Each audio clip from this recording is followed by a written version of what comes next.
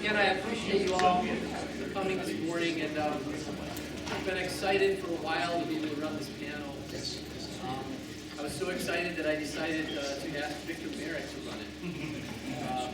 Because I realized, my career at UK has spanned 25 of the 50 years, but Professor Marek was actually here in '83, and some of the panelists go back even further than that. We're going to have a chance to open up some of the decades of the 50 years that you might not have had insight into.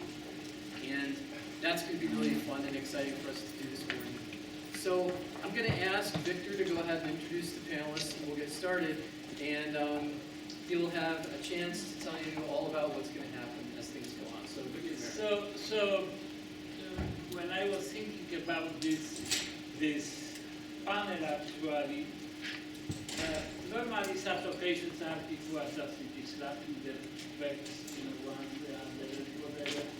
But the history is always a little bit complex.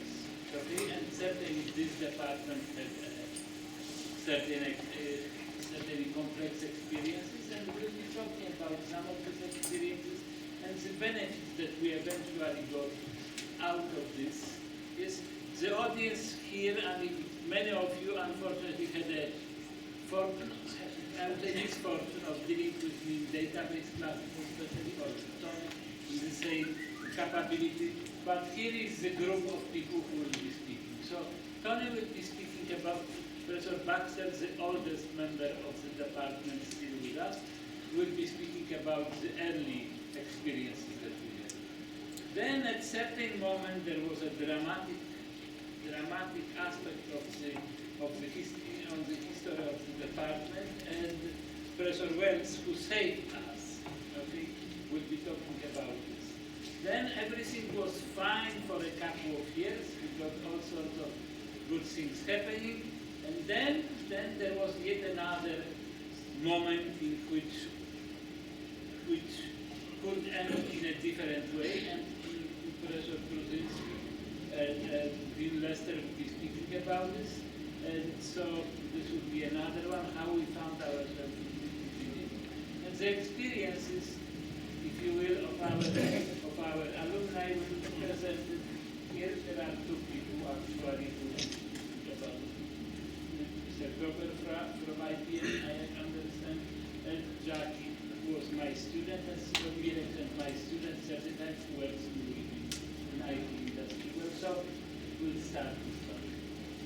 Thank you. I had a rather strange experience last Monday, and one of my kids was in town, and I was taking her back to the airport to catch the 6 o'clock plane back to New York. And on NPR, there was an announcement about being the 50th anniversary of an airplane accident. That's rather strange. There was an accident in 1967, which 4 faculty members of the UK were killed in a plane crash. So how does that have to do anything? Anybody know?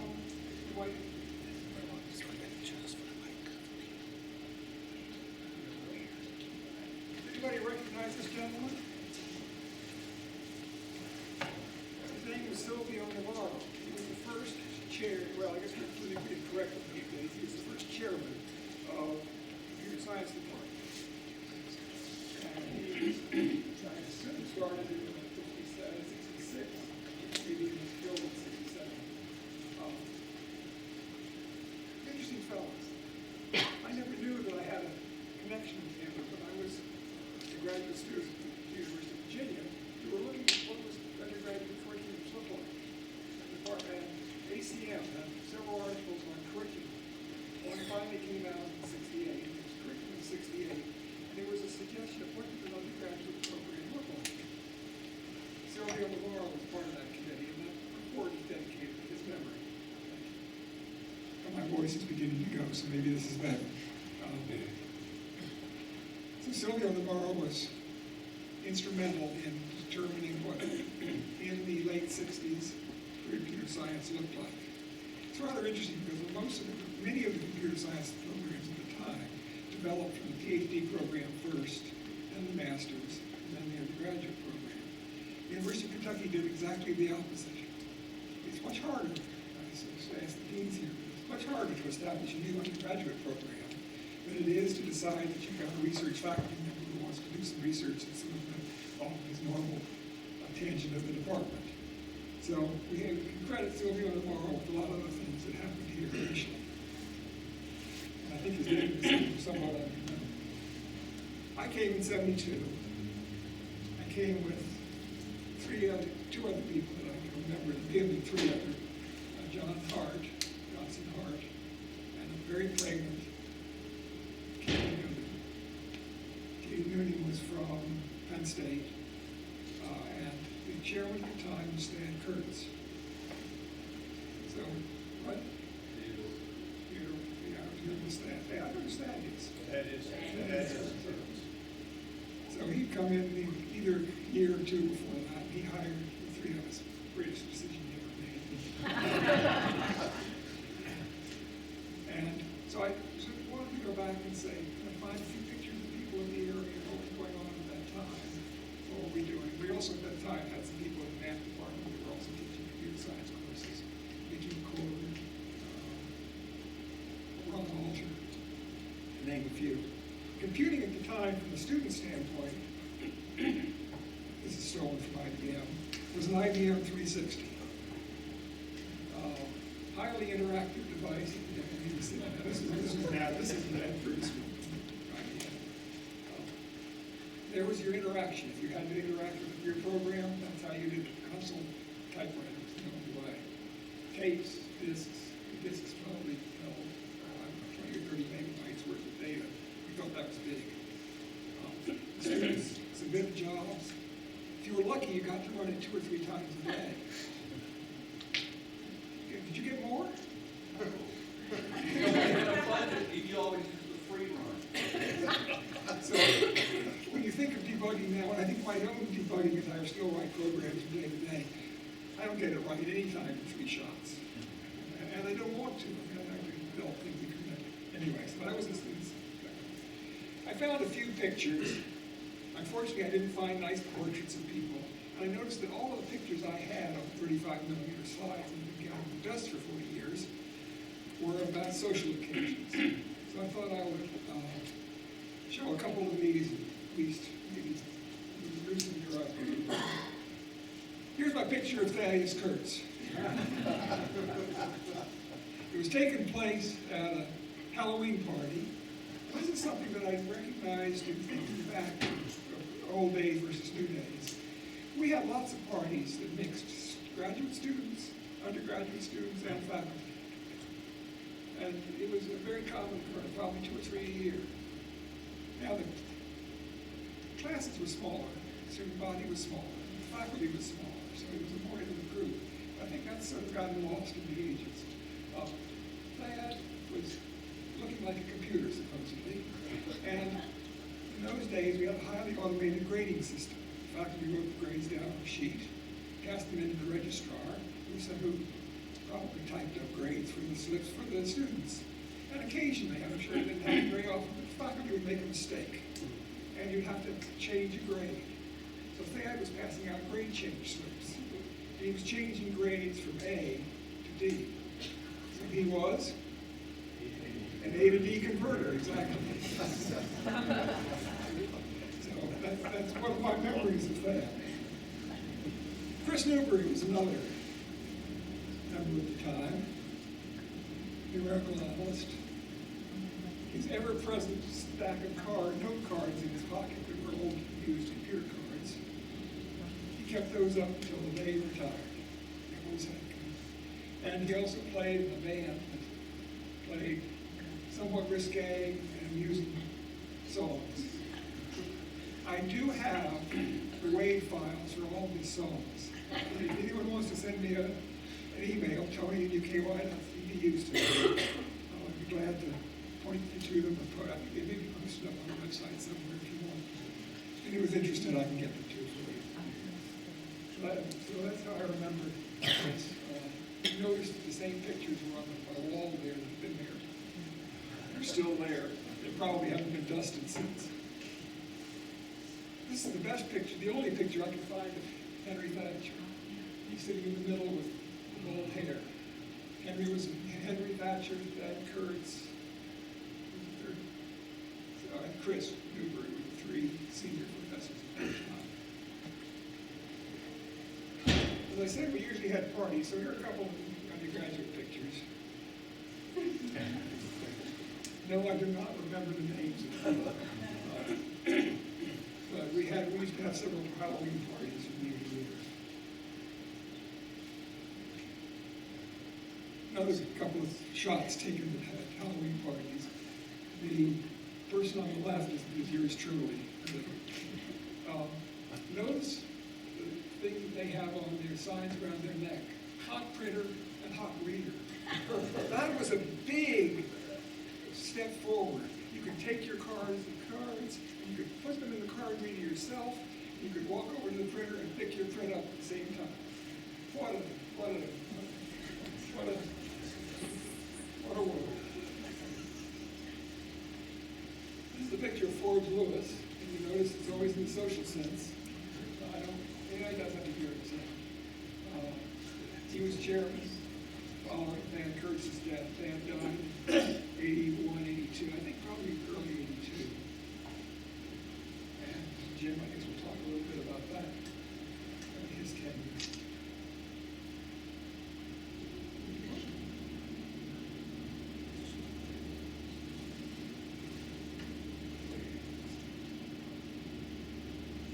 But I got a kick out. I do not remember who the person on the left is.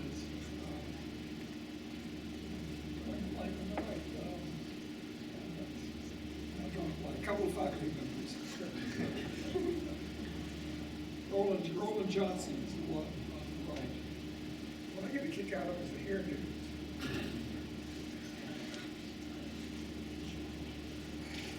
This is a fellow named Ernst Leisty now at the University of Houston. That's yours truly. Notice the hair down to the collar. The fellow with the real fuzzy cut over there is a fellow named John Cohane. I'm sure known to the undergraduates as John Cocaine. Although I don't know that there was any truth to that.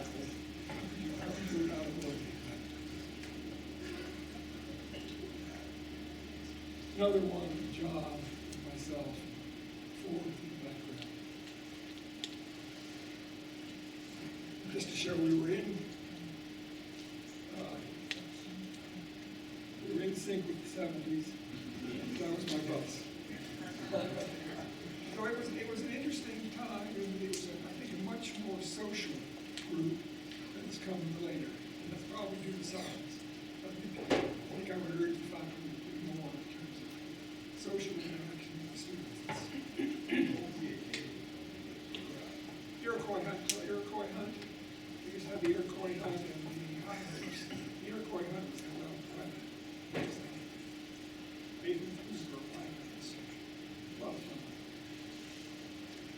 We'll have plenty of time for questions later. Thank you very much.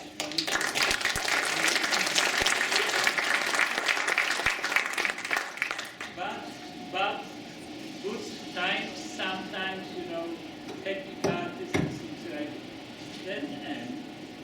And various things happen, and the department may have to change direction some. And in that process, actually pretty dramatic process, which incidentally resulted in some of us faculty here coming to Kentucky, described by Dr. Williams. My name is Jim Wells. I was never in the computer science department except in the role of an administrator. I want to tell you about that period and show you to what extent this all is a flip of the coin. In the early days, the computer science got off to a bad start, as you just heard. The first chairman was killed in an airplane crash. Things had not improved dramatically even up into the early 80s. And there was a crisis that occurred in 1981. And it occurred because the department had no allies in the administration. The president was a historian. Dean of the College of Arts and Science was a political scientist. none of these people had a great deal of trust in the computer science department. In fact, they considered the computer science department to be an irritation, a necessary irritation. And a crisis occurred in the fall of 1981, which almost led to the disassembling of this department.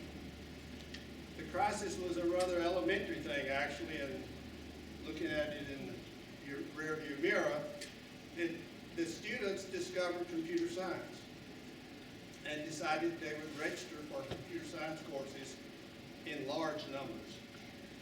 Numbers that the department was not ready to accommodate. As a consequence, students became discouraged, and some of them even had the tenacity to complain to the administration.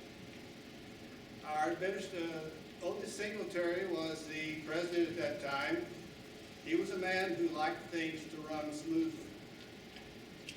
And when the students arrived at his door complaining about their inability to register for courses in computer science, he called in the dean of the college and said, do something.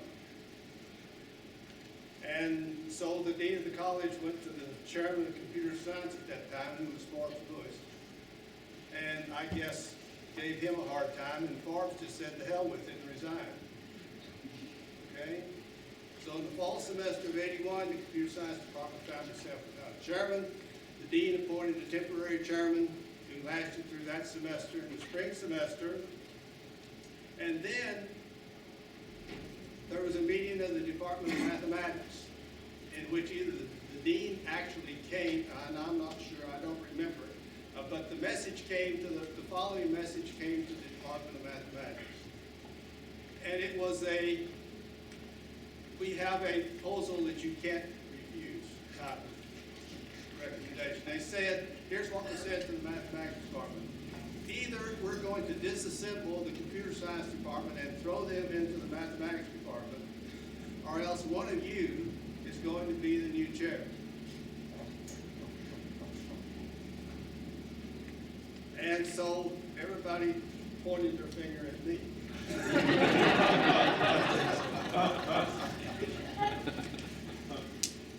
So that's the way a mathematician became chair of the computer science department in the fall of 1982.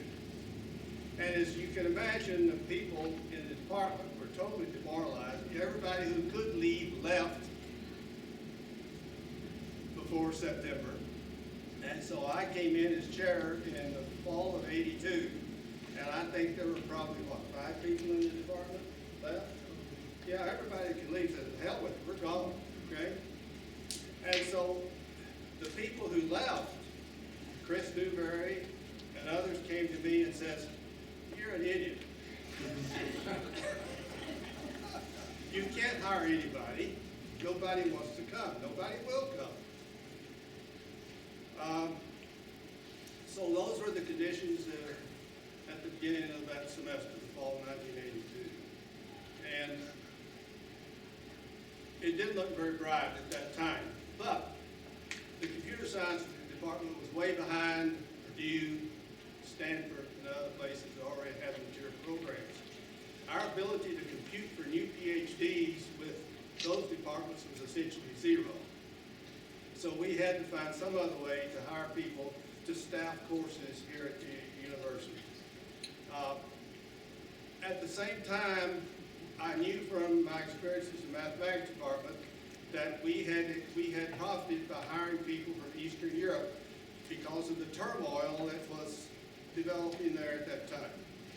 And so I thought, well, the only way I'm going to hire anybody is to take advantage of talented people coming, fleeing either Russia or Poland or Eastern Europe. And that was a policy that I thought I would follow.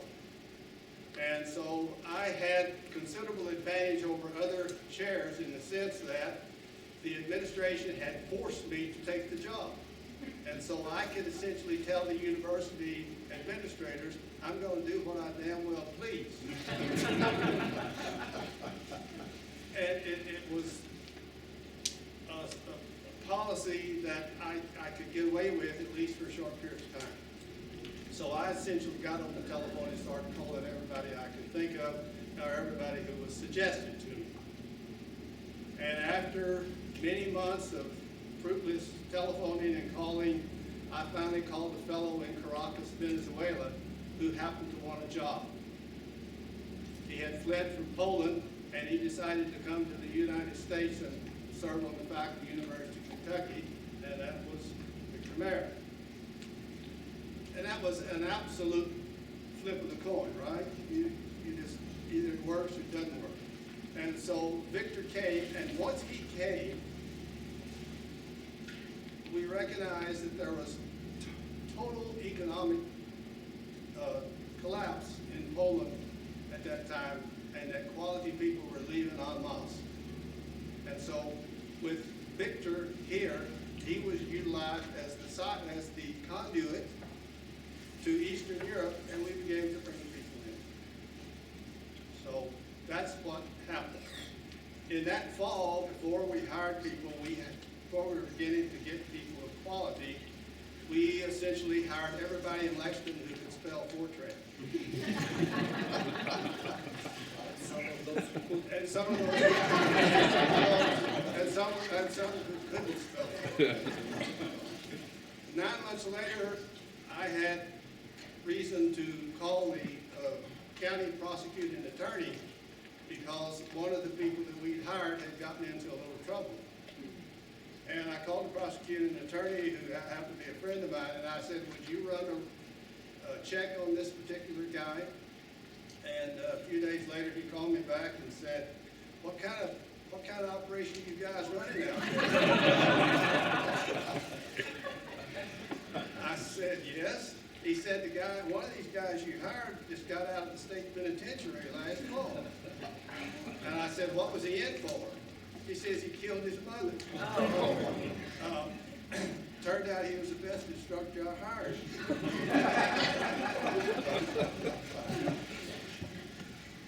Things were not even at that time, to put it mildly.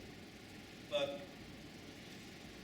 the ability to hire quality people, and over the next 3 or 4 years, we were able to hire, I don't know, half a dozen. And that was the turning point. And after that, we began to have some trust at the administration. You can't run a department unless you have the trusted administration. And that was totally missing at that point. And with the hard work of the people that we recruited, the department began to grow and to be able to have a decent research program. And so I have forgotten all the names. Why don't all the people that follow Mirek stand up so we can see who you are? 1, 2, 3, 4. Who else? 5. Identify yourself so we know who you are. Well, you hired me, don't remember me? Radio Finkel. Finkel. Waślikowski, Grzegorz Waślikowski. Mirek Truszczynski. Mirek Truszczynski. So this is the core of the department, and this is how we averted disaster. So there is one unfortunately ghost missing that we also hired but is not here with us anymore. It was Yuri Breitbart, who was the chair of the department that you hired. He was a database and theory specialist and worked before he came to us at Amoco, actually one of the oil companies where he created first truly distributed database. And so everything was just fine, but at certain moment we had, this is made, again the administration was a little bit worried about the things that were happening in the College of Art and Science. Soviet Union finally decomposed. Many universities thought that this is a perfect occasion to create additional departments which will deal with the former republics of Soviet Union, and in this way will be able to get plenty of money from State Department, you name it. The Dean of Arts and Science, who was an economist, decided that he wants to have a department, I know it sounds funny, of Kazakh studies. If you don't know what Kazakhstan is, it's a place in Middle Asia. Okay? But how to do this? He came to us and said, well, we will limit the number of students that we are going to have, the space that you have on the 9th floor of Patterson office type, because we have to create the Kazakh studies department. So what happened? Breitbart actually was thinking hard about this, but what happened later, we will have essentially some description of the things from Dean Lester and from Chairman later on after Breitbart. So who should start? Well, they started, before you finished the negotiations. The negotiations were between Breitbart and investors. Maybe you can. It's really a joy to be back here. I feel such a kinship and gratitude for the faculty of computer science because we took a risk at the time. Let me lay out the situation in engineering. I arrived here as dean in 1990, July 1990, and those of you who were around in 1990 remember that was a very good year. We got 10% pay raise by far. 22 years as a dean, it was the only year that I never had any faculty complaints about pay raises. Next year, we had a 10% pay cut, or had a 10% budget cut at the university. And the next 4 or 5 years ensuing, we had not 10% budget cuts, but continuous budget adjustments mid-year. So it was a very bad year. In engineering at the time, when I got here, the legislature had just approved the construction of a new building, the Raymond Building for civil engineering, 1990. And originally it was completed in 1992. The problem was that there was an old structure that was built in the 20s and 30s called the Quadrangle. And that was the home of engineering, most of the engineering college at that time. It was built for $1 a square foot in the 20s and 30s. It was a rat trap. It was a hovel by the time I got here. But it was what we had basically for civil engineering and mechanical engineering. So I had to tear a third of that down for Raymond Building, and then Wimberly Royster, the vice president for research, has secured money from the federal government for the erection of the first phase of Aztec, Advanced Science and Technology Commercialization Center, which also went in the footprint where the Quadrangle was. So we had to tear another third of the building down to make way for Aztec. So at this time, this was the picture in engineering. At the same time, electrical engineering had not had a successful 10-year decision in 10 years. They had virtually no research funding. The urban legend is when David Roselle was president and he found out that the electrical engineering department had no federal research funding, he slammed his fist on the table in a fit of rage. Couldn't imagine a double E department in a major research university was in a situation like that. So I wanted to lay out the picture in engineering because I wanted you to understand the situation as we move computer science into the College of Engineering. So I was aided and abetted by a group that Rick Edwards, who was the economist who was the Dean of Arts and Science, convened after the 10% budget cut to find out where arts and science should invest. And of course, there was no member of the Department of Computer Science on that August group of faculty, Jim. Were you on that group? I don't know. Was anybody in math on that group? No. So that group, I call them the Gang of Seven. I don't know what they call them in arts and science. But the Gang of Seven recommended, surprisingly, that College of Arts and Sciences should invest in the 7 departments from which those faculty members came. They went further than that, however. They also said that computer science ought to be moved to the College of Engineering without its budget, because engineering had plenty of resources and could cover the budget of the College of Arts Department of Computer Science, which was $1.5 million at the time. And the reason that they gave was quite blunt, actually. They said computer science faculty were conducting research that was not appropriate for arts and science faculty, which I assume meant that it had some relevance to practicality.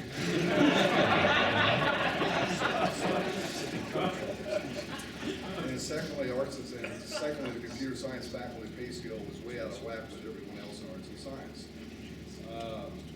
And they also recommended that the Department of Geography move to engineering as well, and I can't remember the rationale for that, but as a dean, I was one who actually asked forgiveness rather than permission to do things, and so it didn't take me long.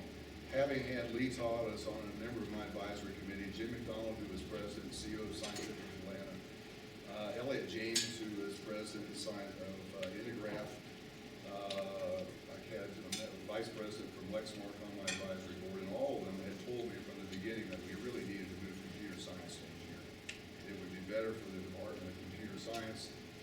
They would have a closer alliance with industry than they had within arts and science. They would benefit from the programs that we had set up more so than they would Joanna, I'm glad you're back, by the way. Congratulations on your career success. I'm fascinated by your timeline there, and plus what you put up about your own experience with co-op.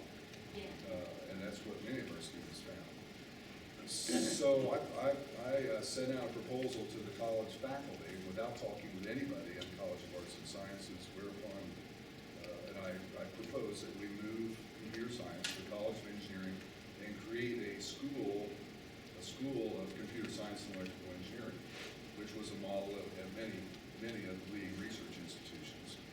And I also proposed that we move geology to engineering as well. Whereupon I got when faculty in arts and sciences found about this, there was a row, I guess, that ensued. Rick Edwards let Chancellor Hemingway know, and I was called to his office, and I'd never seen Bob as livid as he was at that time, that I was being uncollegial. How dare I do something like this? After he calmed down anyway, he said, well, let's pursue it and see what happens. We have a very faculty-based, faculty-centric governance system here, which I think is wonderful. No, I'm not a dean. It actually is, because I tell you, in a state like Kentucky, it actually absolutely would frustrate any politician's desire to mess around with the academic standards of the university. And I really mean that. So in engineering, the bylaws stipulate that you have to have a 2/3 vote of the faculty for any policy change, which would include creating departments, dissolving departments, or moving a department from another unit. So I wanted to lay out the situation for you. We were cramped for space. We had a 10% budget cut. There hadn't been a successful tenures decision in electrical engineering for 10 years. And I was proposing that we take a relatively senior group of faculty from computer science, Mirek, Victor, Rafi, Greg, and plus some brilliant young assistant professors, Brent and Jim Griffion, who were here then, I think, right? Yes. Relatively new assistant professors. The electrical engineering faculty were scared out of their wits in terms of having to deal with a tenure decision with these August senior faculty members making judgment. Rick Edwards asked me, and he said, okay, let's go ahead and see what happens with computer science, but please leave geology in the College of Arts and Sciences. I won't tell you the reason why he said that. Actually, I will tell you. He said I need it as a counterweight to my leftist-leaning Department of Geography. Such are the consideration that deans take, namely in arts and sciences. It's a difficult position. So that's whereupon I started dealing with Yuri Breitbart, and he was an absolute joy to work with. He represented the department very professionally, very forcefully, but without acrimony. He made clear what the department needed, and I always appreciate Yuri's candor